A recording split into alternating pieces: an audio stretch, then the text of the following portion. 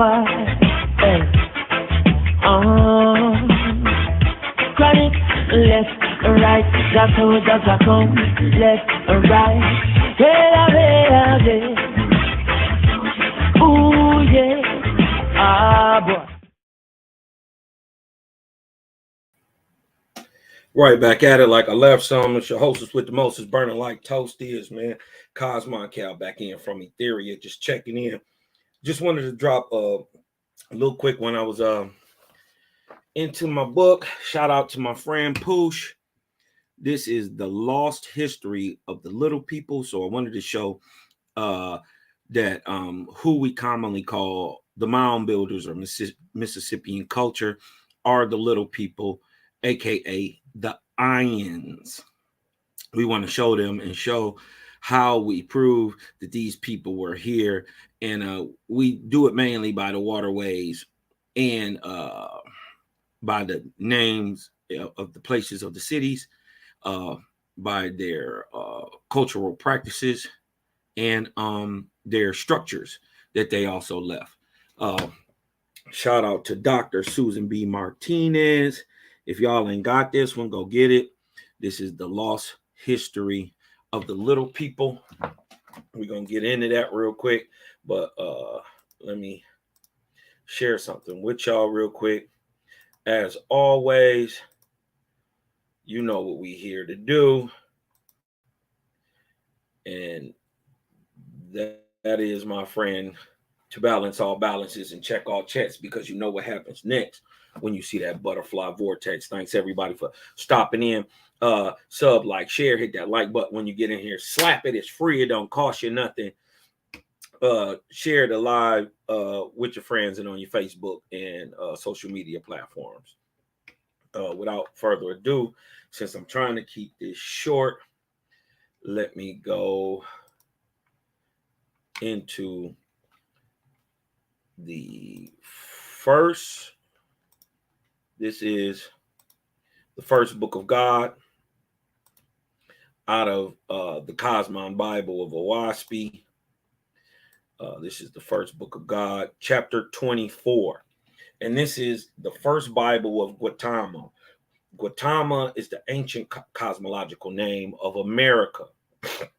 And it says here, being of Iwata. Iwata is a man, a prophet. He is the equivalent in America of what Abram or Abraham is to Africa. He is the equivalent, Iwata, the peacemaker. He is he's also misnomered as Hiawatha. Those are two different people from two different times. But Guatama, meaning the land of the four tribes or the place of the crossing, is the ancient astrological, cosmological name of America, right? So we want to go right here. We want to start in 3, right?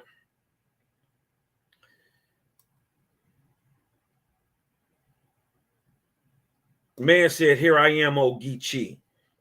The creator looked, and lo and behold, the Ions, the little people of Guatama, America, stood before him." The little people were white and yellow. And when we say white and yellow, we're not talking about what we commonly know as European, because these Ions were of all racial types. They were Asians, they were Europeans, they were Africans, they were American Negroes, they were Mongoloids, and they were also East Indians.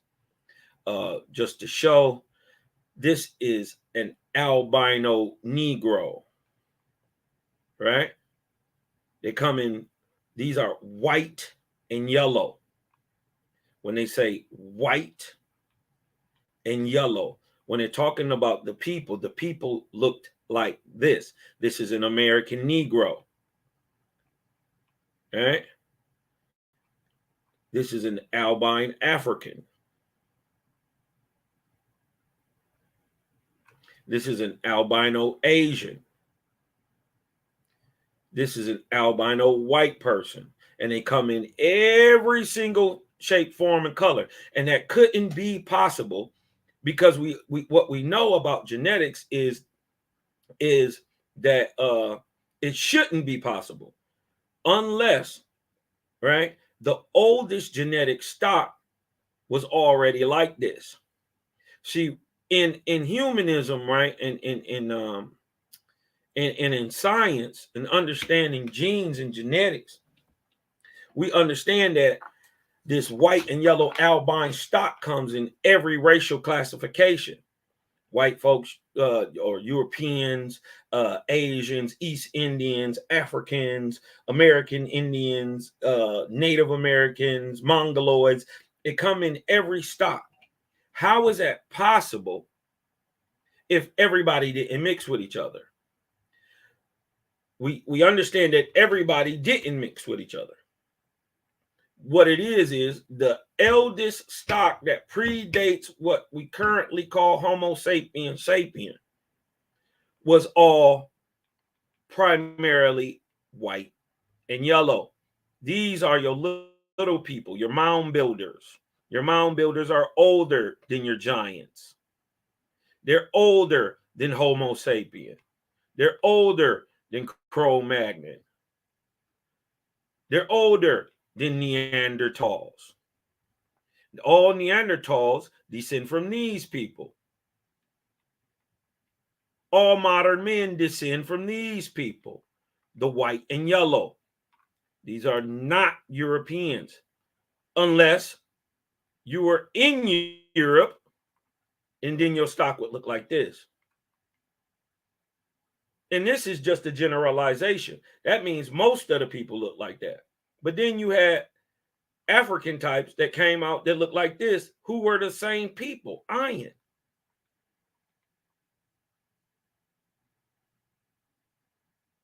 While the majority may have looked like this, Asian, this white Asian, there were some from that original stock that were melanated. Look, every people, your earliest human stock would have had to been this if everybody goes their separate ways and still produces albinos. So that means the human stock comes from places that predate Africa, predate America, predate Europe and Asia. When those stocks got there, they were already from this type of people. Boom. And look, and then in the land is an Aboriginal man already, everywhere. He said, the Ions of Guatama stood before him, the little people, white and yellow. Because God, Geechee, said, because you have answered me in faith, O earth, your angui, your talking animal, your man shall be called Ion.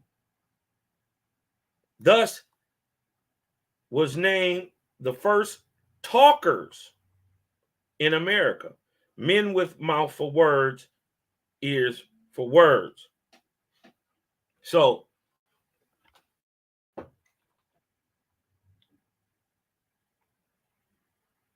and to show the genetic admixing that go on to produce people like our Negroidal stock, which what would be called Ahuan, and now today Angui or Aboriginal American, right? Because what are we?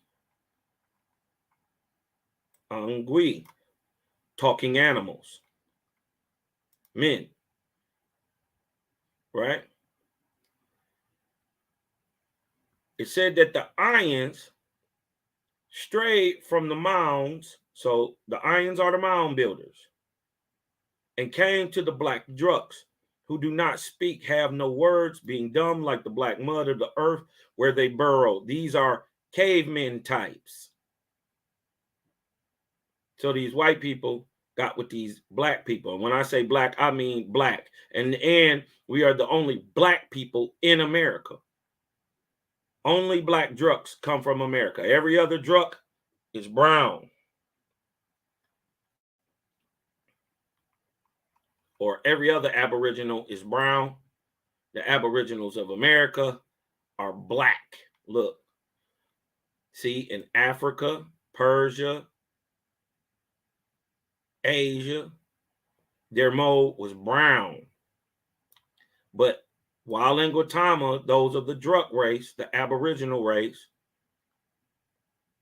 were chiefly black.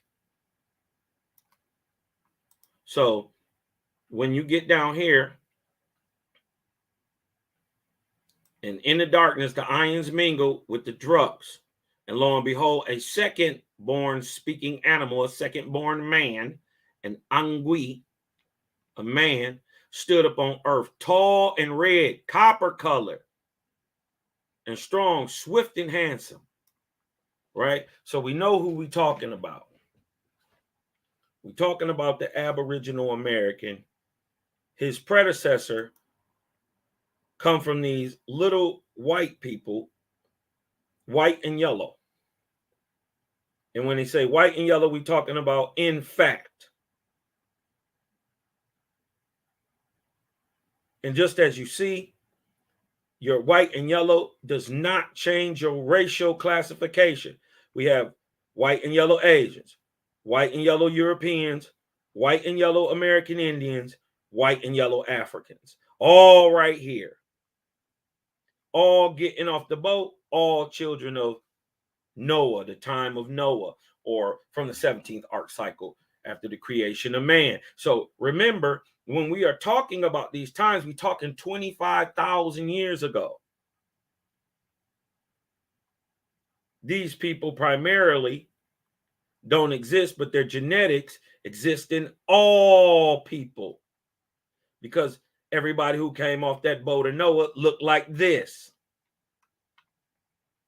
Depending on which Aboriginal you mix with, a brown one or a black one, goes on to produce the color of people where your land is. Also,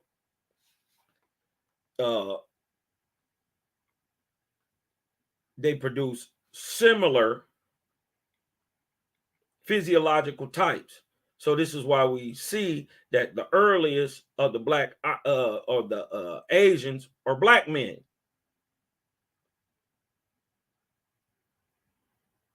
Southeast Asians, Joman and Ainu. You know what I mean? These are clearly mongoloidal, but they're dark skinned. Like for instance, let me show the Joman people real quick. Let me show the Joman just for y'all, just so y'all can.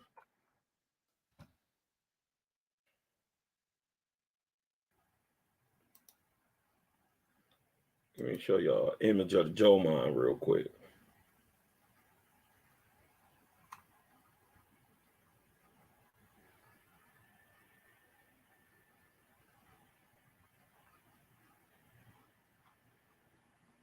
Hold on.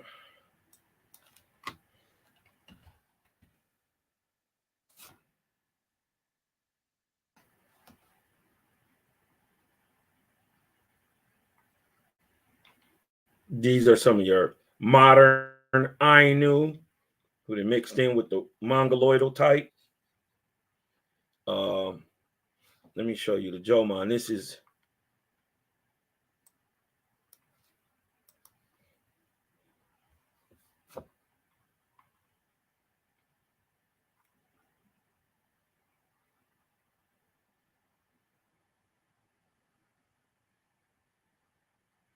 a Joman.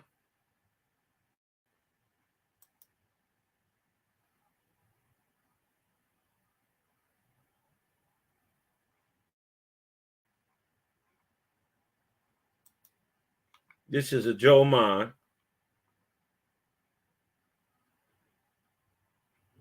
This is the Ainu, the indigenous people of Japan. Look at this brother. Ainu, little people.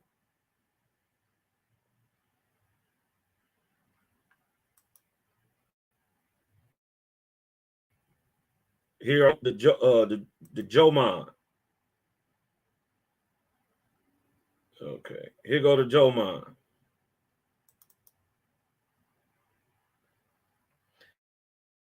I hope everybody can see that. These are animals of Japan. And they real little people. These are regularly 4-foot people. Check out the hair texture.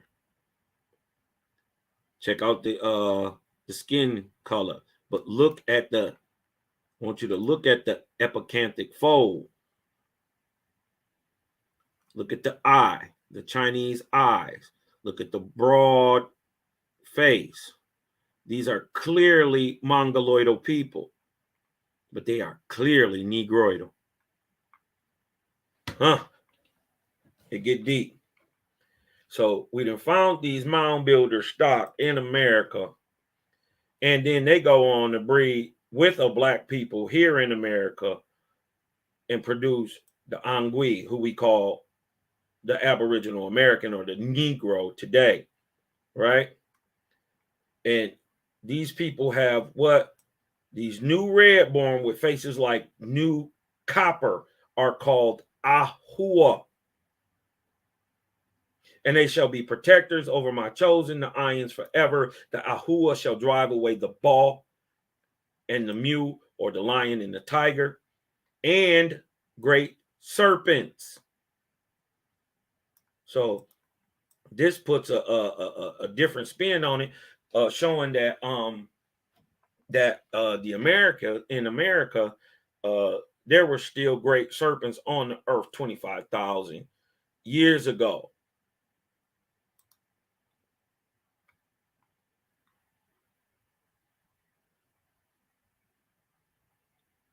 All right. Now, let's go a little further. I want to get on the road with this and start reading. I don't have this on PDF, or I would show it on my PDF. You know what I mean? But let's see if now we read in from chapter 7 of the History of the Little People by Dr. Susan B. Martinez. We're going to talk, it's called Mounds of Mounds, right? Okay. They were the sacred little people, white and yellow. Don't get caught up in the racism, because color has nothing to do with your racial, national, historical, or culture. Color can't prove any of those things. You see what I'm saying? Per Owaspi, First Book of God, they were the sacred little people, yellow and white, living apart on the mounds. So these are the mound builders. Chapter 1, the wee ones. When the starving people of Ireland,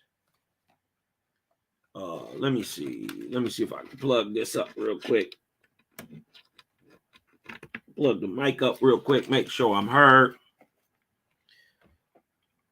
Shout out to everybody in the chat coming through. Shout out to everybody in the chat. When the starving people of Ireland migrated to the United States during the potato famine, hold on, let me get a little vibe going. Let me see if I can get a little vibe going, just a little light vibe.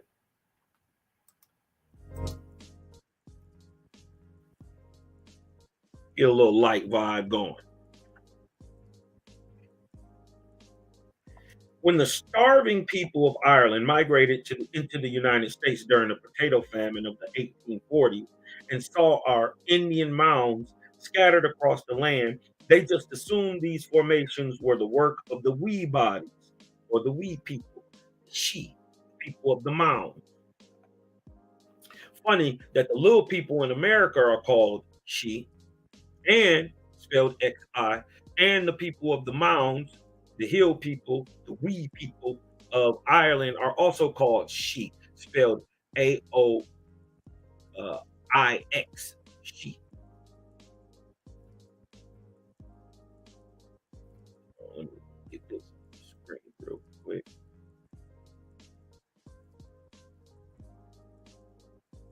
All right.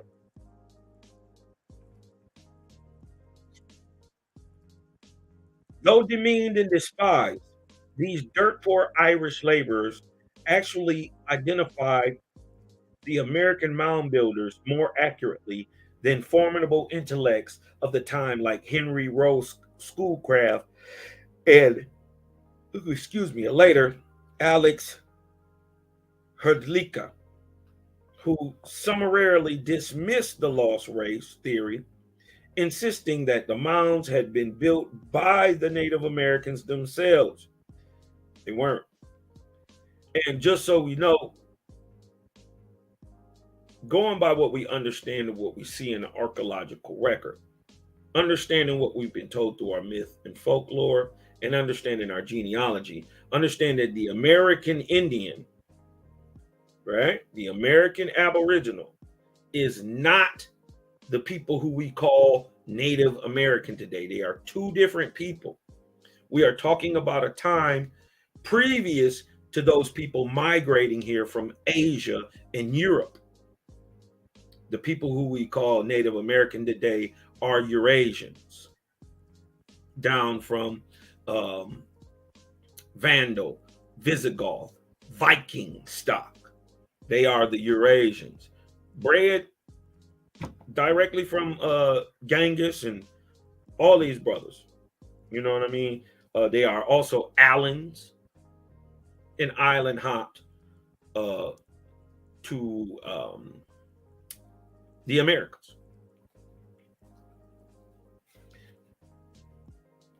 Going west in most parts, and they also have a Beringian bridge theory. I don't agree with it, but they also say they came from the west. But there's proof that the Vikings came here from the east. Okay. All right.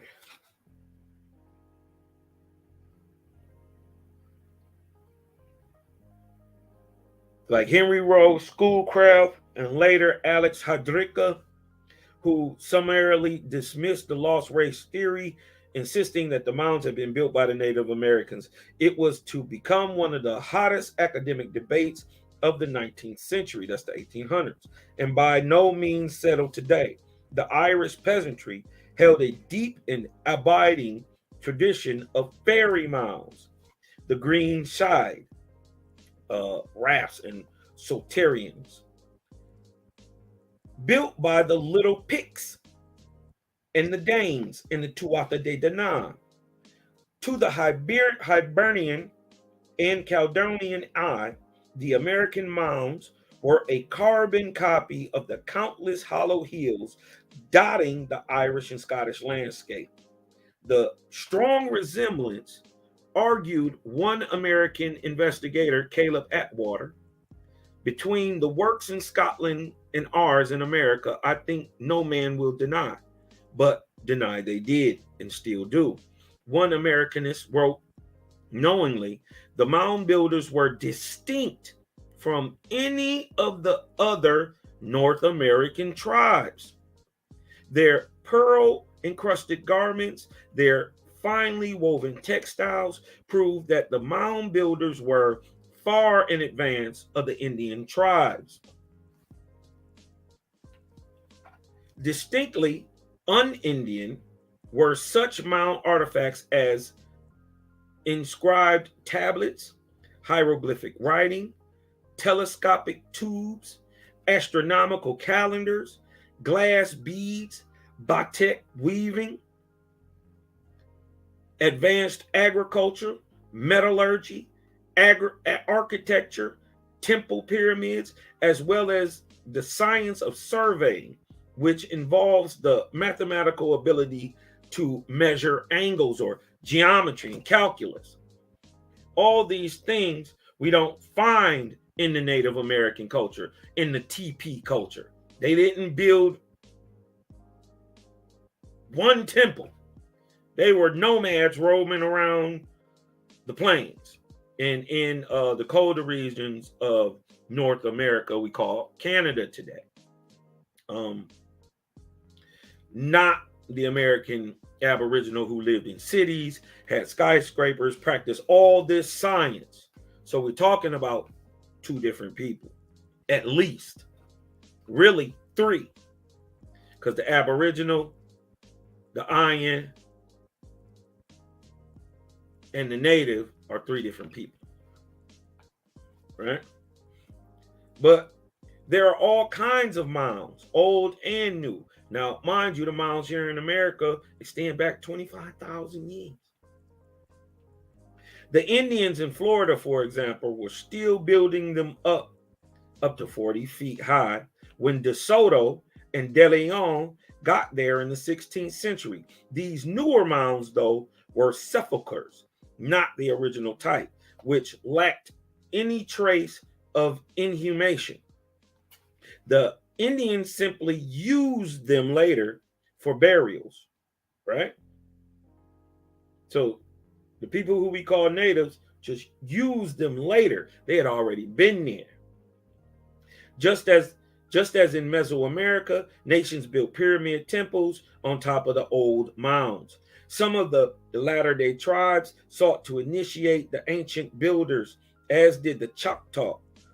But the Choctaws' mounds were, again, built for burial. The earliest mounds were for the living, not the dead, nor for the ritual entombment of god kings or any elite whatsoever, nor the aggrandizement of any kind. The Creek Indians reported accurately that the oldest mounds were the works of the ancients many ages prior to their arrival. In fact, most Indians said the mound builders were a different race. Some tribes in the 19th century declared the mound builders had been people who came from another world and dwelt on earth for a long season to teach them of the Great Spirit, correct, and of the summer land in the sky, or the great hunting grounds, the subjective heavens of that sit over central, that sit over Midwestern America. These are called your happy hunting ground.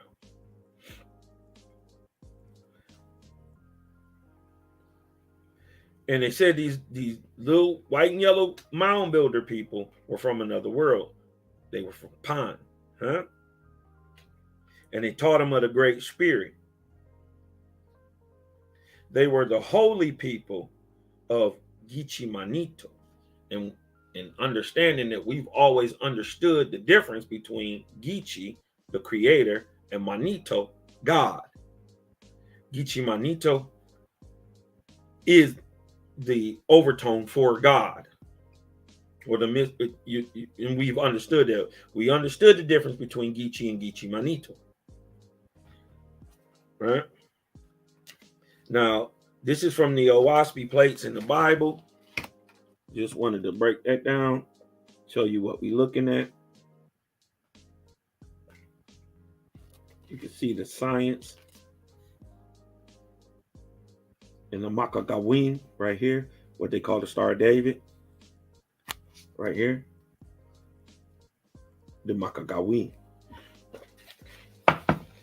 It says, Gichi, the creator, the world maker, Manito, spoke in the souls of things. Speak, O earth, have eyes, O earth, have ears, O earth. Behold me, your maker. And man rose up. Here I am, O Gichi, the creator.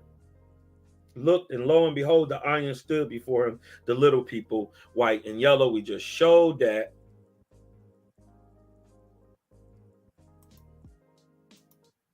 Here. Hold on one second.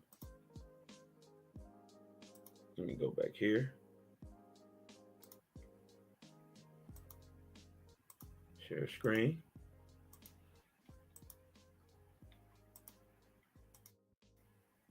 Load that here.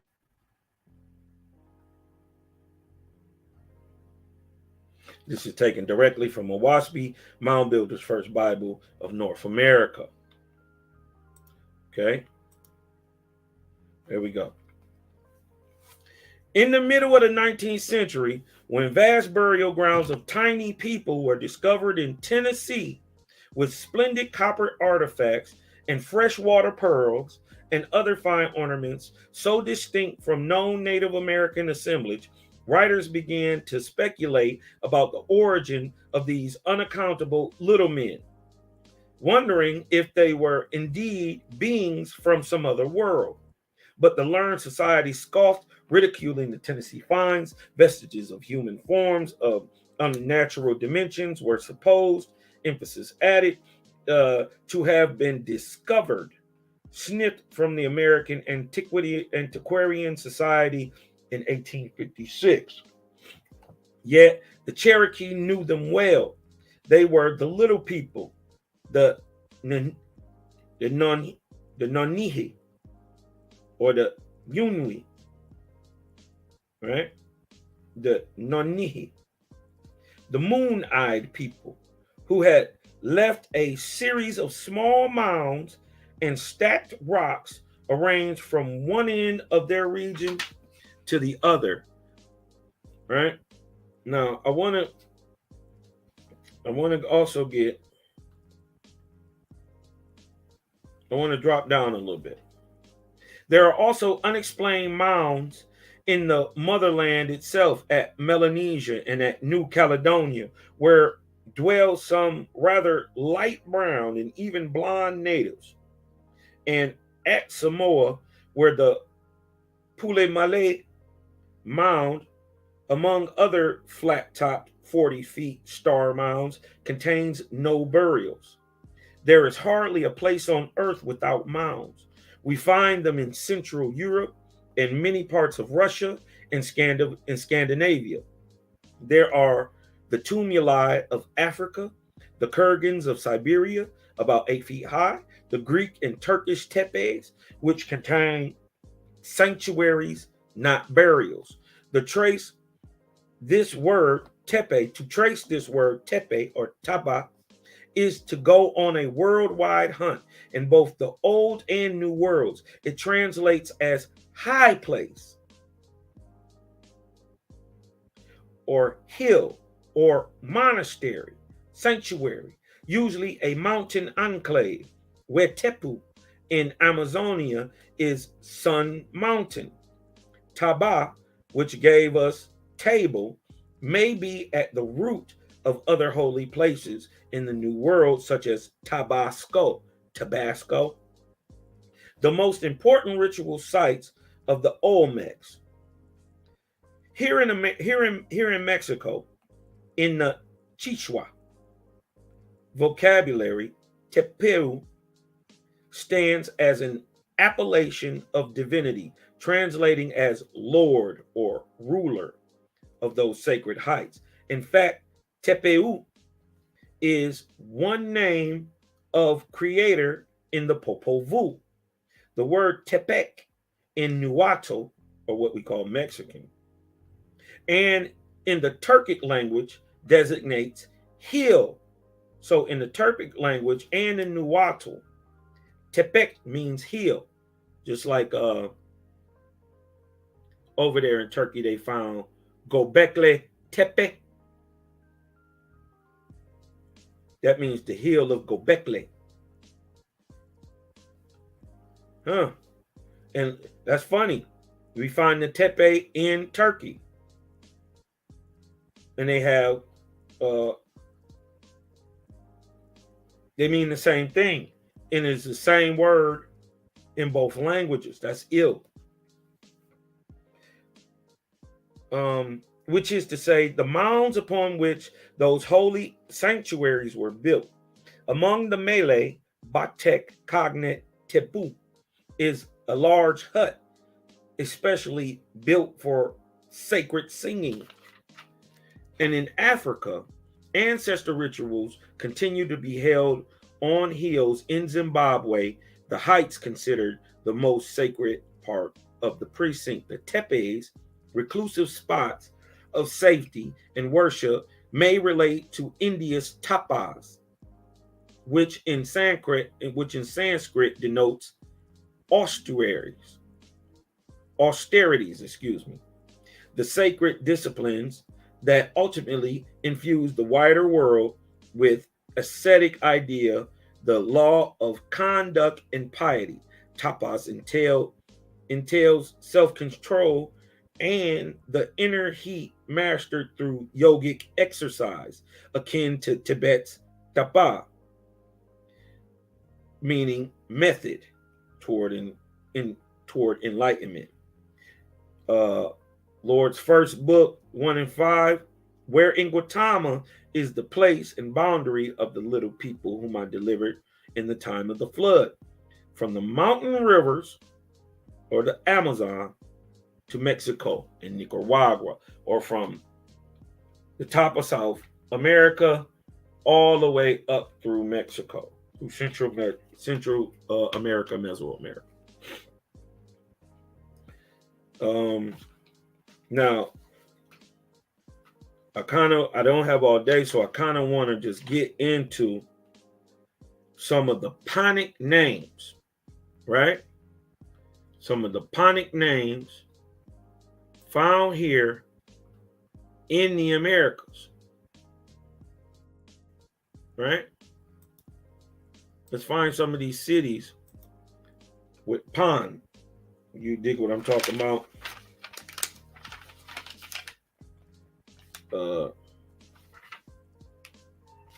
Okay. The Mayan people of Chiapas, touching Guatemala, claim to be the first arrivals in the New World.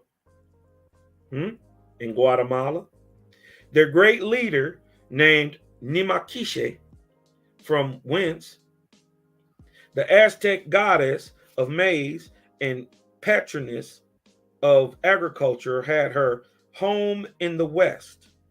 One of the first Quiche colonies was on the river called the Panuco, while the city of Panuco itself on the Gulf. Well, wait a minute, let me go back. One of the first Quiche colonies was on the river called Panuco, while the city of Panuco itself on the Gulf and boasting superb temples is where the Toltecs say they landed. Their language radically different from that of the Aztecs. They were an ancient race of mild manners and considerable polish, with uncommon skill, enjoying prolonged peace, fostering growth in the fine arts. Indeed, we find, as expected, for the landing place from the lost land, most Pan names are located in the center of Guatama, that is Mesoamerica or Mexico and Guatemala. And this is some of the names of and places that we find these people, right? This is some of the names and places that we find these people. Okay. What about Topan, the Aztec world above, versus Mixtlan, the world below? We got Yodopan, ancient name for the people of Mexico, the Huanilpanagosa, which is the Middle Kingdom in Central America, right? Huanilpanagosa. This is a ancient name for the Middle Kingdom, of what we call Central Mesoamerica. Then Hanyapan, oldest name of Central America. Panajaca. Hold on, let's look this up real quick. Let's go look this up real quick.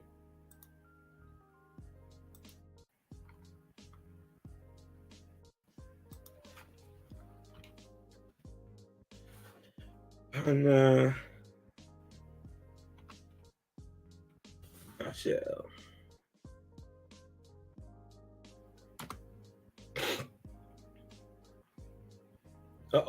Right where they say it is, Guatemala, a town in southwestern Guatemala highlands, less than 140 miles from Guatemala City.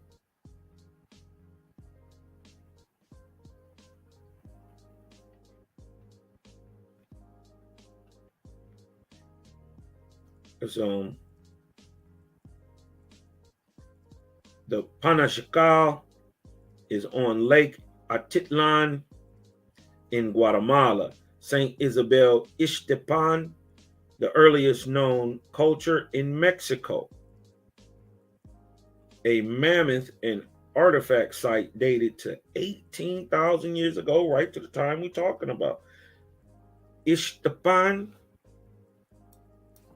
Let's look this up.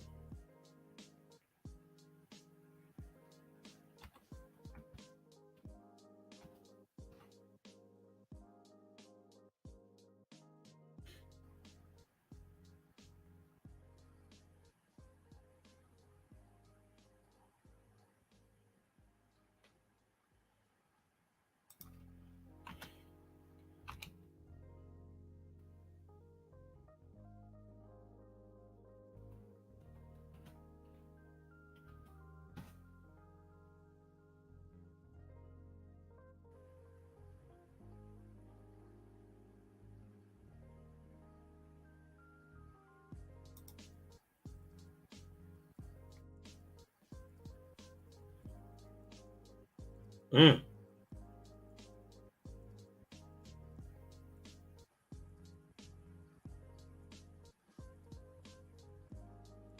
Paleo-Indian sites from the basin of Mexico, evidence from stratigraphy and tophochronology and dating.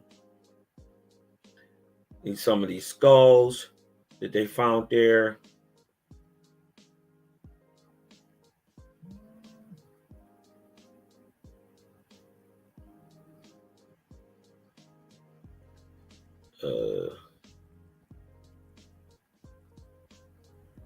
An adolescent mammoth columbi at 24,000 years before Common Era Inglewood site in eastern USA had not been killed or scavenged by carnivores, and his bones had not been trampled or weathered by before burial. The bones were well preserved and in an anaerobic and impermeable matrix, which was disturbed in the 20th century by earth-moving equipment. This is how they found it.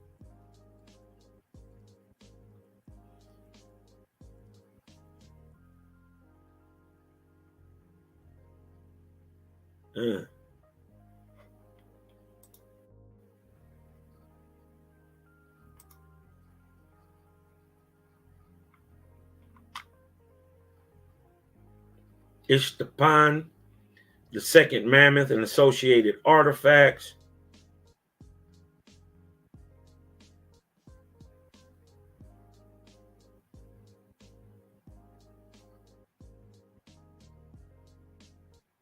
The extraordinary prehistoric riches in the vicinity of Tepexpan in the northeast part of the Valley of Mexico, and associations obtained there of man and fauna in the Pleistocene render this zone one of the most important in the continent for the study of Paleo-Indian cultures.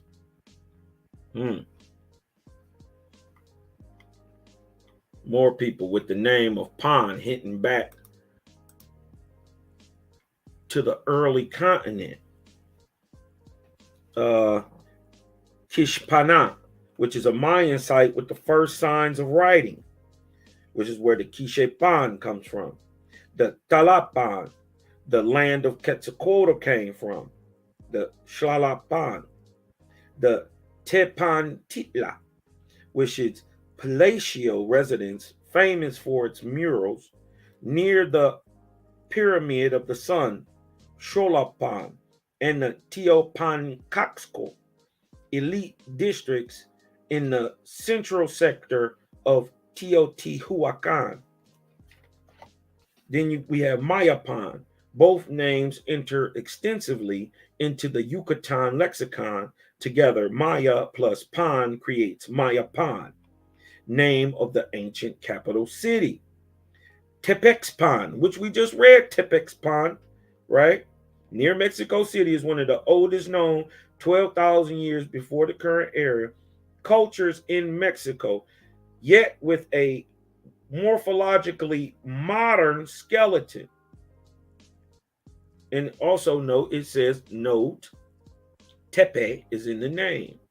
Right here. Hold on. Let me see if I can blow this up for y'all so y'all can see. Right here.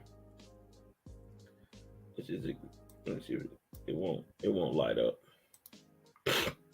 But right here. Tepexpan. All right. In 1940, discovery of Tepexpanman, the first fossil human remains found in Mexico and one of the most remarkable discoveries in America, crowned the patient labor of Arellano and Bryant in the sediments of the valley, and the integration of these problems achieved by Helmut de Terre.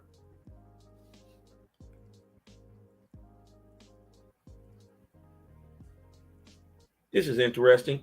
The finding of Tepexpanman aroused doubts about its authenticity. Why? Because he was a nigger in certain foreign circles, based principally on faults of observation on part of the discoverers.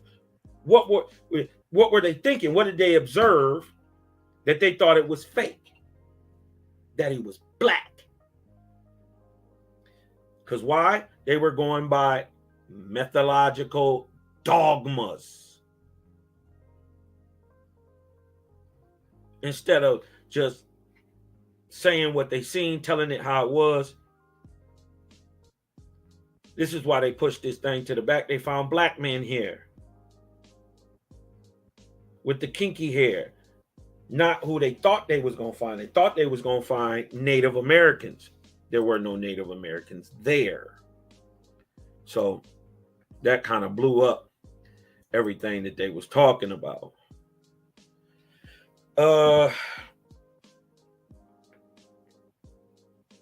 Let's get back to some of these Ponic names. Let's find Pon here in America. Let's go back and find some of these Ponic names. Teopantecuanitlan, which is Olmec archaeological site, recently discovered. I never even heard of this. I gotta look this up. I never heard this. They said this is an Olmec site. What is it? How you spell it? Teopanti. This is some new stuff right here.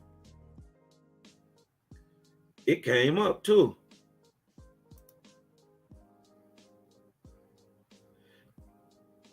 Look at this. Look at all this shit here. Now, mind you, this 20,000, this is circa 18,000 BC. Look at this. This is a building. This is how the building is laid out on the ground. We're looking at it from a top view. It's crazy. Look at this place.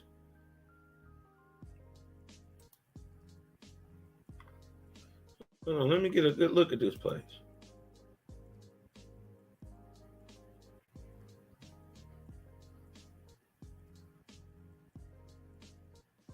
Oh, that's a brick. That's one of these cars. But look at the area. And look at this.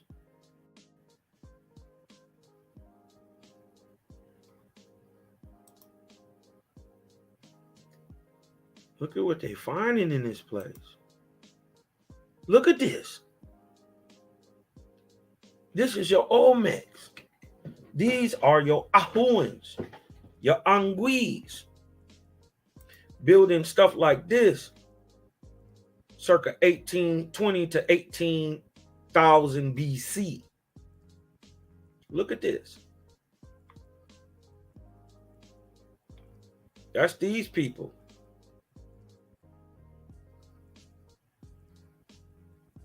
The Olmec. Look at these Negroes of America. Look at them. Ain't no mistaking. Ain't no mistaking. Look how they painted themselves. Look at this. Look how the Olmec painted it. Look how the Anguis painted themselves. Look at that.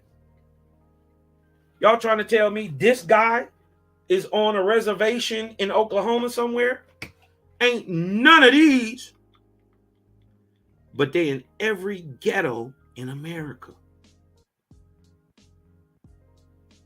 This is Olmec. The Maya. Huh? Let's go on and see what they say. Let's find some more places. The Ahua Shapan. The Ahua Shapan Pass, which opens Chalchuapa or San Salvador to the Pacific. The earliest Olmec populations are here. Ahua Shapan. What did I tell you that the Negroidal type in America is called? The Ahua, the Ahuan. So we should be able to see, we see the Pan name on here, but we also see Hua in the name, showing what type of people we talking about. They say this is the earliest place, Salvador, Ahua Shapan. Let's look this up. Ahua Shapan, city in El Salvador. This is where they say they from.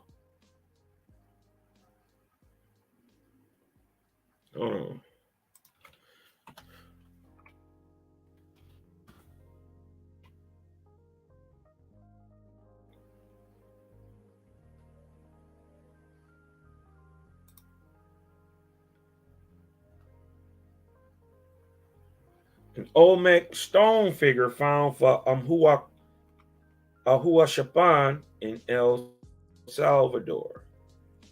I wonder, do they got a picture for it?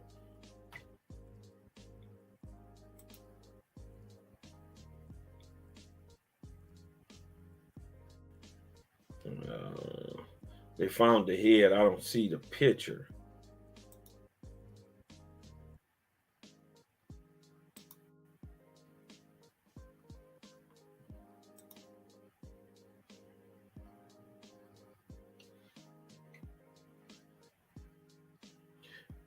These are the heads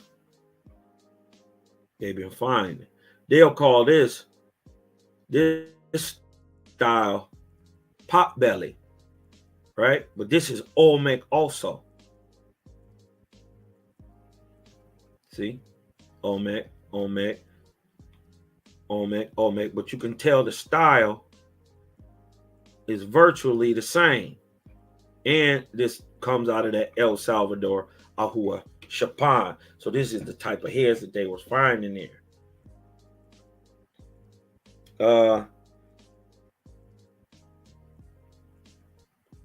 Pijijiapan, an Olmec site with massive sculptures. Shiapanik, a region east of the isthmus.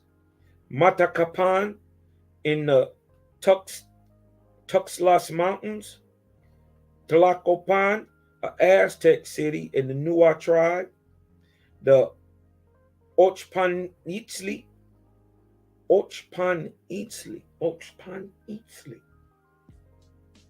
The Oeklopan.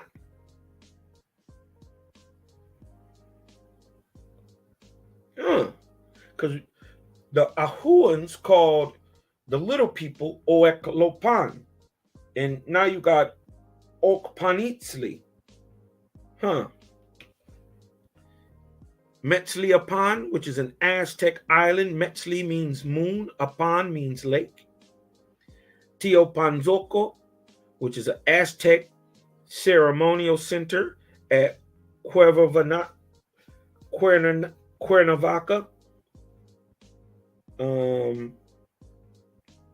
We got Tectonic Empire, which are Nahua tribes in the Mexico Basin. You have Paupan, a hill above Tolan ruins. Tuxpan in the Gulf coast area. You got Comopan, which is a fortress cemetery, and Tuzapan, which is a fortress both in Veracruz. Ajalpan in the Tehuacan Valley. Totanacapan is the land of the Totonacs. Here showing the pan as land. Papanla in province of Kimpoala, the pyramids as in Tusapan. Papantla. I never heard of this one, Papantla. Let's check that one out.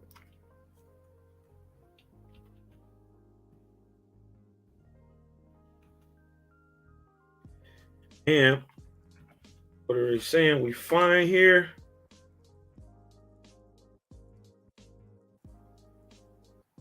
Pyramids. These are the Papantla pyramids. I never even seen these before.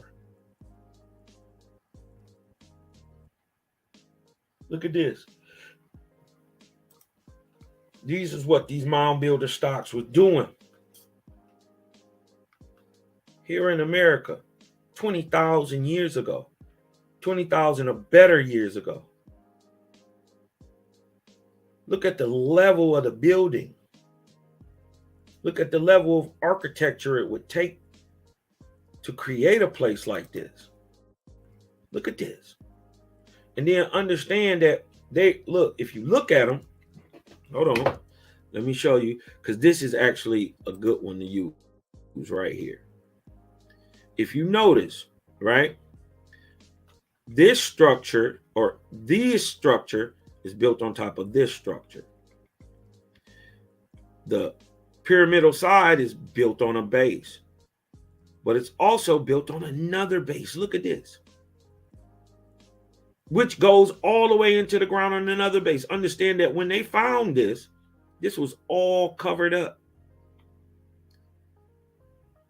How do you bury a place like this? How does that happen in the middle of the jungle? I could understand if you said the jungle just grew around it and all that, but it was buried. It looked like a hill. Look at this place, man. These are called the Tajin Pyramids in Papantla, Veracruz. And if you ever go to Veracruz, what's the other one? Cabo and Veracruz. If you ever go on a trip to Veracruz and you go outside of the regular area that they just show us where the tourists go, and you actually go outside into the little pueblas and into the little barrios outside of there, especially in Cabo and especially in Veracruz, there ain't nothing but black people out there. It's not something I think I'm telling you. This is what I know for a fact. When you go out to Veracruz and you go look at the people of Veracruz, if they didn't speak Spanish, you would think they was from any hood in America. These are Negroes. No doubt about it. Go to Veracruz. Go to Cabo San Lucas. See if I'm lying. Go book a cruise. Her name may be Rosalina, but she looked like Shaquana. No difference. And blew my mind when you go down there and you actually just look at the people that are around you. Especially in Mexico. Especially in Mexico. Because see, coming up, I was taught that Mexicans look like Pablo Escobar and look like Jenny from the block. And you know, the stringy haired Spaniard mestizo type. Man, when you actually get down there and look at the people, that ain't what's going on. Any one of them so-called Afro-Mexicans, first of all, they are a major part of the population. Even though they've been dulled down, dumbed down, they're just not counted. But when you actually go look, you'll see 40%, 40, upwards of half of all people there are Negroes. Irregardless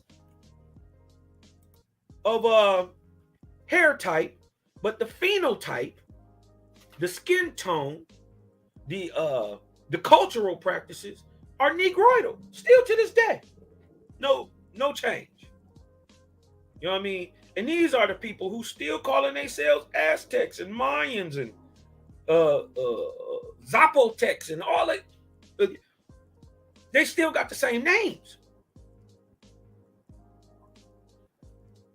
Let's read another, some more Pon names. Find these Ponic people. You're gonna find many of these Ponic names are right in Mesoamerica, from basically, like they said, where do you find these people? From the mouth of the Amazon River to Mexico. So that's basically Mesoamerica, and the top of South America, right? You got Tuxpan, which is in the Gulf Coast area. Never heard of this one. Let's look it up, y'all. You know what I mean? I never heard of Tuxpan. Oh, guess where it's at? Veracruz.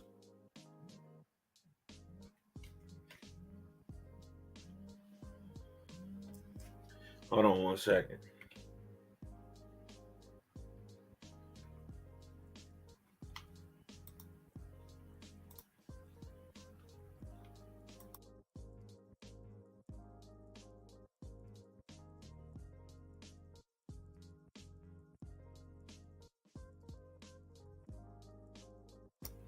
Okay. Let's look up Tuxpan,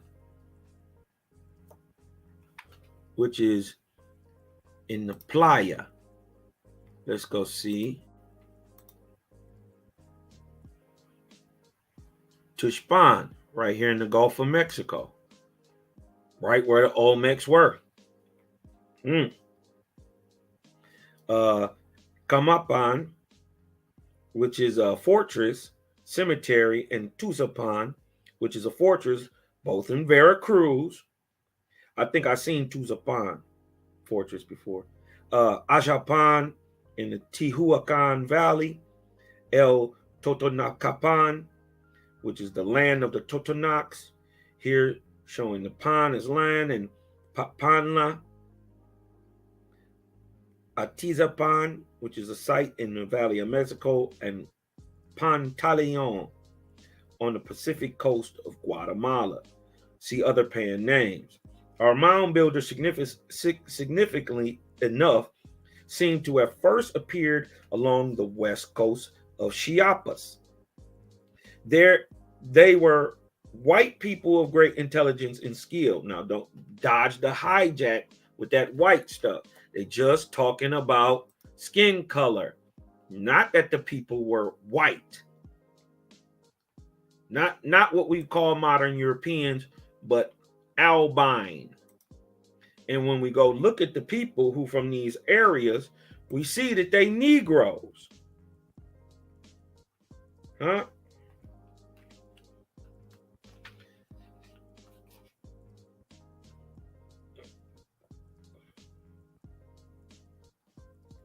Okay.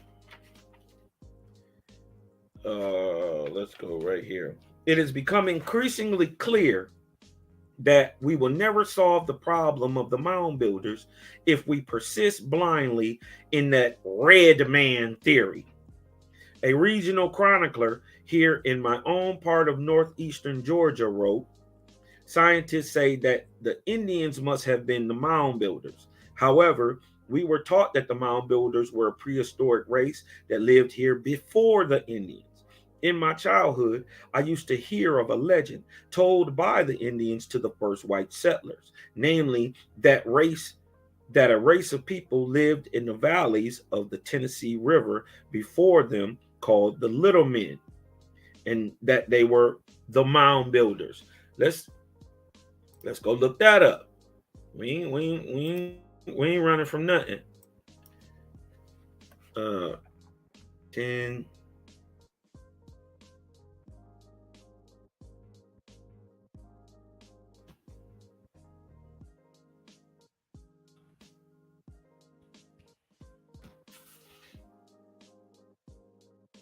Holy shit. Are these the Tennessee pygmy? The little people of Tennessee? Oh!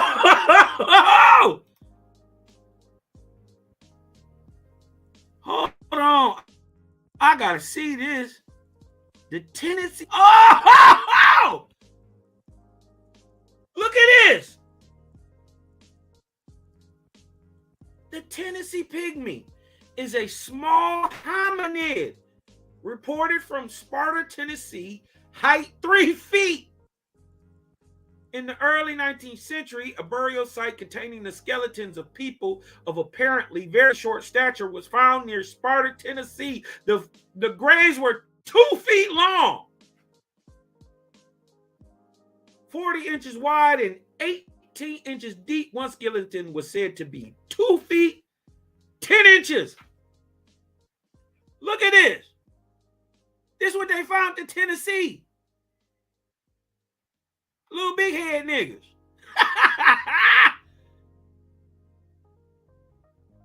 Hold on. Hold on. Wait a minute. Hold on. Let me see what they saying, man. Let me see what they saying real quick, because this is crazy. Hold on. I don't want to play that video. Now, before we go into this, this is all fair use. This is all for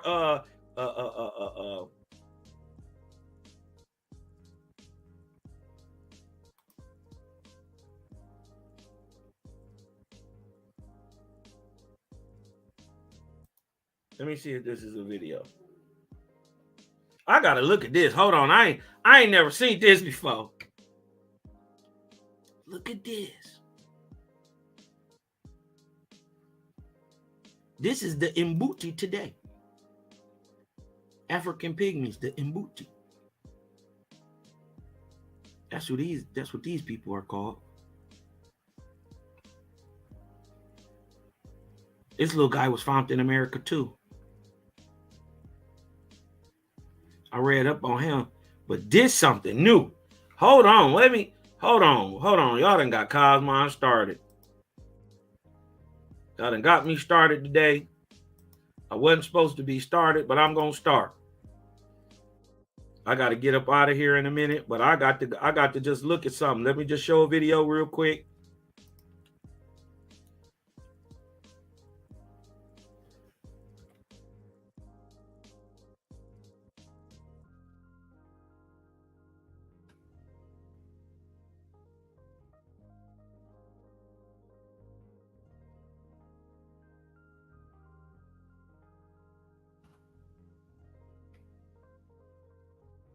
Let me see if I can come up. What?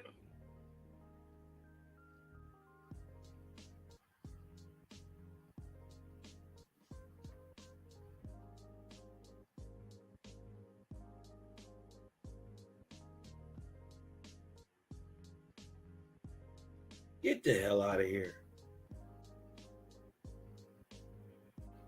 Now, dodge the hijack. They calling these people African. They found in Tennessee. Why they calling them African is because their phenotypes and their features are negroidal. Y'all got to understand this.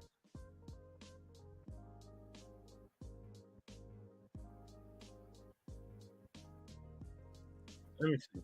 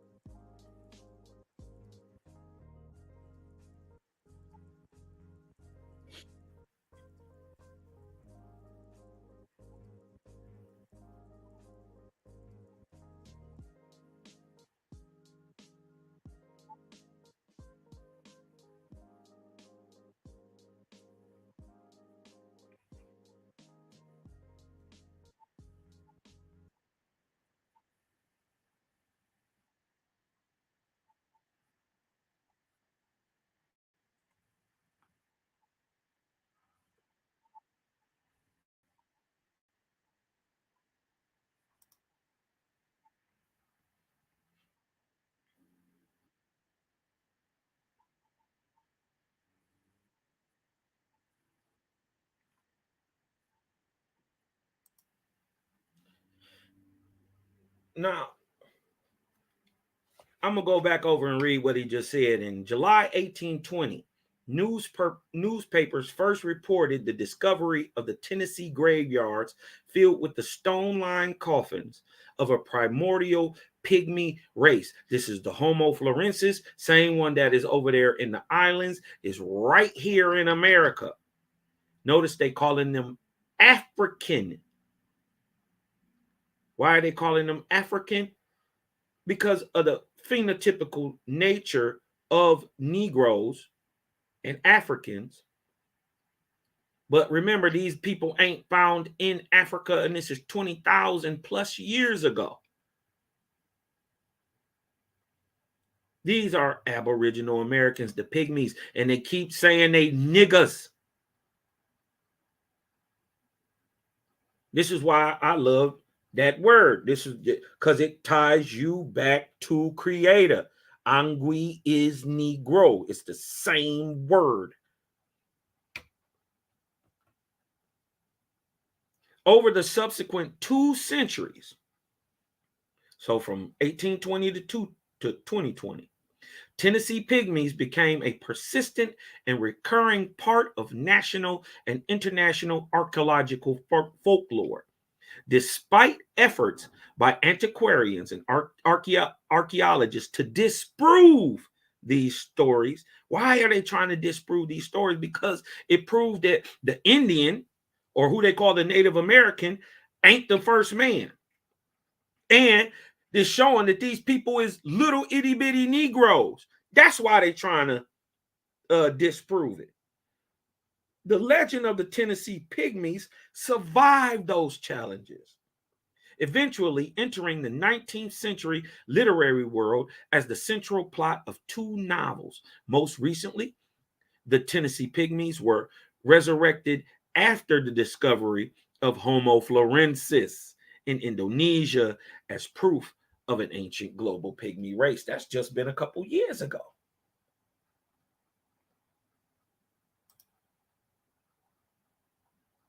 And look at what they're saying. They're using this as Homo florensis. They see it's the same people as Tennessee, man, right?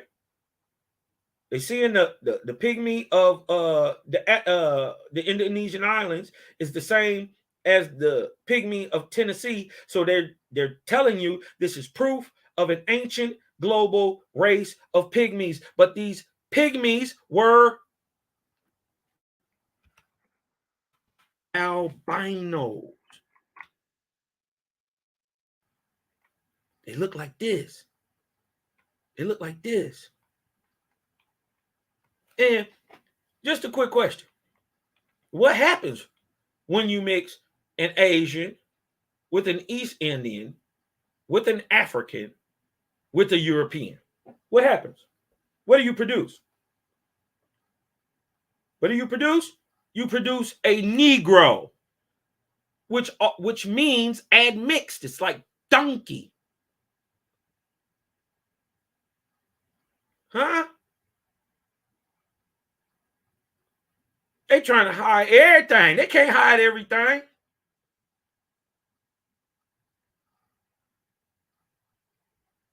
It's all coming out. This is the information era, man.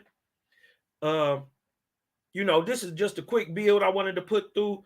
I'm gonna go ahead and close out real quick, man. Get some quick shout outs. Who all in the house? Sister Tikva, Stephanie Randall, Sister Tikva, Nazarene that's seen faith that's in the house. On the lookout, John Wade, just woke. The homie Elijah 7 up in that thing. You dig what I'm talking about? The Yog, Shabir, Imam, Shana, Yael, Bataya. What? That's a cold name. That's a cold name. I had to give it to you. The Prince is in the house. My baby sis, Kila, is in the house. My big Uma, my big Ima, better than your big Ima, set apart, living in this thing. We got the king himself, Malachi. Zechariah is in the house, man. Shout out to everybody in the chat, man, coming through, showing some love. to your boy Cosmoni, and I got to throw these goggles on, man. I got to throw my goggles on. Got to throw my moon boots back on, man. You dig what I'm talking about? Bless up to everybody. Clip up. You dig what I'm talking about? Stay sharp. As always, breathe in. Let the light in. Because I'm Cosmo.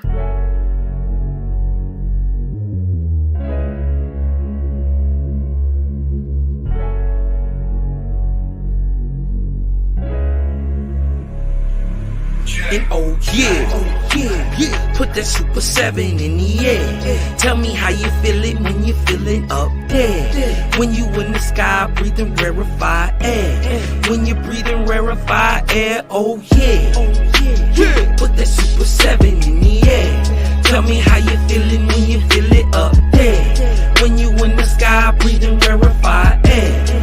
When you're breathing rarefied air, oh, it's that jehovih, that chow mein, that palpable, that tau mein. Since sunset in the arc of Wayne, my brain moving like Tao Sang. So as above, it's so below. That up and that down thing. This flow is atmospheric.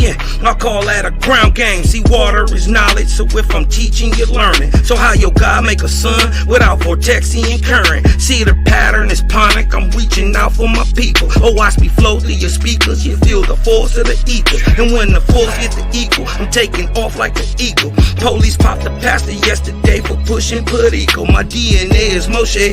Mix that thing with higher water. My spirit rate is OTN. It's just a higher order. Got more light than Kavita. Rap a lot just like Tila. Went from sinner to saint. Shout out my big homie Sela. Got more torque than a sports car. Got more work than a door star. In the 4 million I make, I'm giving the Dr. Umar. Oh yeah. Put that Super 7 in the air. Tell me how you feeling when you're feeling up there. When you in the sky breathing rarefied air. When you're breathing rarefied air, oh yeah. Put that Super 7 in the air. Tell me how you feeling when you feel it up there. When you in the sky breathing rarefied air. When you're breathing rarefied air, oh yeah. Super 7 in my rites and ceremonies. I'm married to Jehovah, holy matrimony. Confucius say, in the words of Caillou, before you hit the tomb, be a bridegroom. Only got one question for Miss Susan B. On how to last Ahuin is now a Angui. Claim my inspiration, I'm just thinking thoughts. But in the way of God's, we gon' keep it short. Why Jesus wanna kill me, Matthew 10:34. Just a couple questions that I'm needing to know. Oh, watch me flow, it's so potent. Set the vortex in motion. Super 7, I'm floating across the Aegean Ocean. Oh, you a Muslim now, so I guess you making salat. Well, I'm an Israelite, I'ma make him at the Shabbat. Got Moses on the bumper, super slap off in my spaceship photosphere. So I stay lit, peace and light to the faith, it's so yeah. Put that Super 7 in the air. Tell me how you feeling when you're feeling up there. When you in the sky breathing rarefied air. When you're breathing rarefied air, oh yeah. Put that Super 7 in the air. Tell me how you feeling when you feel it up there. When you in the sky breathing rarefied air. When you're breathing rarefied air,